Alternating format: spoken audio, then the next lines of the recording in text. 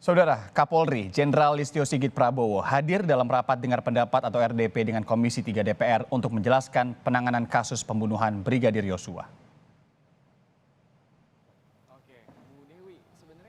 Kapolri Listio Sigit Prabowo memenuhi panggilan Komisi 3 DPR RI dalam rapat dengar pendapat untuk membahas kasus pembunuhan Brigadir Yosua. RDP berlangsung terbuka dan Kapolri menjelaskan kronologi mulai dari rekayasa penembakan yang dibuat Ferdi Sambo hingga hasil penyelidikan yang dilakukan oleh tim khusus. Dalam kasus pembunuhan Brigadir Yosua, 5 orang telah ditetapkan sebagai tersangka, yaitu Barada Richard Eliezer, Bribka Riki Rizal, Kuat Maruf, Irjen Ferdi Sambo, dan istrinya Putri Chandrawati. Peristiwa penembakan yang terjadi di Duren 3 diduga dilakukan dengan perencanaan lebih dahulu oleh saudara FS di rumah Saguling yang diketahui oleh saudara PC dan saudara Richard. Demikian juga saudara PC diduga memberikan kesempatan terhadap peristiwa yang terjadi. Saudara Richard melakukan penembakan terhadap almarhum Joshua atas perintah saudara FS, di mana disaksikan oleh Ricky, Kuat, Ma'ruf, dengan juga perannya untuk ikut membantu. Pasca penembakan, FS melakukan penembakan senjata HS milik saudara Joshua ke arah tembok.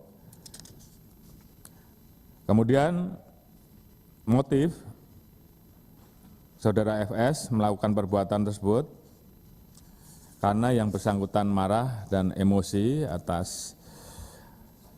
setelah mendengar laporan dari Ibu PC terkait dengan peristiwa yang terjadi di Magelang yang dianggap mencederai harkat martabat keluarga.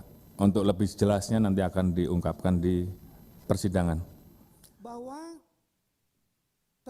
Dalam rapat ini, Komisi 3 DPR menyoroti sejumlah hal yang muncul di luar kasus pembunuhan yang beredar di media sosial yang dinilai melemahkan kepercayaan pada lembaga kepolisian. Kok penasihat terlibat dalam kasus ini? Ada kesan bahwa penasihat Kapolri ini penasihat Kapolri atau penasihat bisa dipakai sama personel yang lain. Nah, catatan-catatan inilah yang sebenarnya bagian dari proses yang merusak citra Polri kalau tidak terjawab dengan baik. Selanjutnya,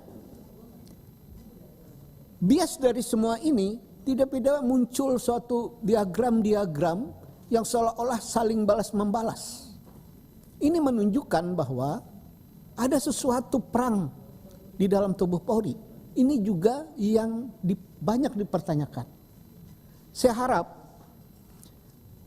di rapat hari ini semuanya terang benderang agar pertanyaan-pertanyaan ini bisa kita selesaikan hari ini agar kita melihat proses peradilan kita lebih fokus ke sana. Yang ada hari ini adalah bias-bias yang membuat Polri jadi semakin terpuruk. Inilah bahwa Polri telah melakukan pemeriksaan pada 97 personel terkait kasus ini. Dari 35 orang yang diduga melakukan pelanggaran kode etik, 18 diantaranya sudah dilakukan penempatan khusus. Komisi 3 DPR menyoroti pidana pembunuhan Brigadir Yosua dan keterlibatan personel polisi dalam rekayasa kasus. Untuk yang pidana tentu kita harus terapkan pada orang-orang yang memang sejak awal dia mengetahui dan sengaja untuk terlibat dalam melakukan rekayasa kasus ini. Nah, ini tidak ada ampun Pak Kapolri, ini harus kita pidanakan dan bahkan kita pecat. Ya. Nah, yang kedua, ada juga personal-personal yang mungkin terlibat dalam proses rekayasa kasus ini yang sebenarnya tidak tahu sejak awal peristiwanya, ya, tapi karena melakukan unprofessional conduct, ya, kemudian juga harus dimintakan pertanggungjawabannya. Nah, jadi pemilihan ini menurut saya menjadi penting dan untuk transparansi, ya mungkin ada waktunya nanti Pak Kapolri bisa menjelaskan mana-mana saja yang kemudian akan masuk ke pidana dan mana-mana saja yang kemudian hanya sebatas etik karena unprofessional conduct tadi.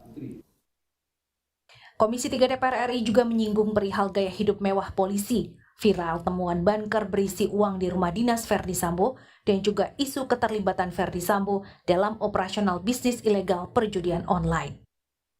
Komisi 3 DPR RI memberi masukan mengenai penerapan budaya tribrata kepolisian, tuntutan profesionalitas, integritas, dan transparansi dalam penanganan kasus pembunuhan Brigadir Yosua, termasuk penanganan yang cepat terhadap isu yang beredar di media sosial. Tim Liputan, Kompas TV.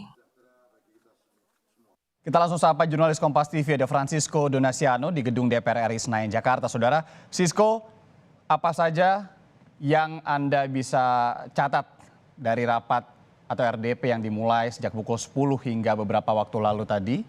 Sisko, bisa mendengar suara saya? Sisko? Ya, Sisko, apa saja yang bisa Anda catat dari rapat dengar pendapat antara DPR dan juga Kapolri beserta jajaran begitu ya, yang Anda tangkap dari jam 10 pagi tadi hingga beberapa waktu lalu reses atau break sejenak begitu, kemudian bagaimana jalan rapat? Baik, selama setidaknya kami ikuti 3 jam pertama sebelum akhirnya diskors untuk rapat dengar pendapat pada hari ini, yang bisa kami garis bawahi adalah Kapolri, kemudian didampingi oleh tim sus, dalam hal ini juga ada Irwasum, ini juga datang untuk memberikan penjelasan awal selama 1 jam kalau kurang lebih kami catat seperti itu Irianda. Ini untuk memberikan informasi terkait juga kronologis ataupun bagaimana konstruksi dari awalnya yang disangkakan adalah dugaan pelecehan seksual sehingga mengakibatkan tewasnya Brigadir Yosua pada 8 Juli 2022 lalu.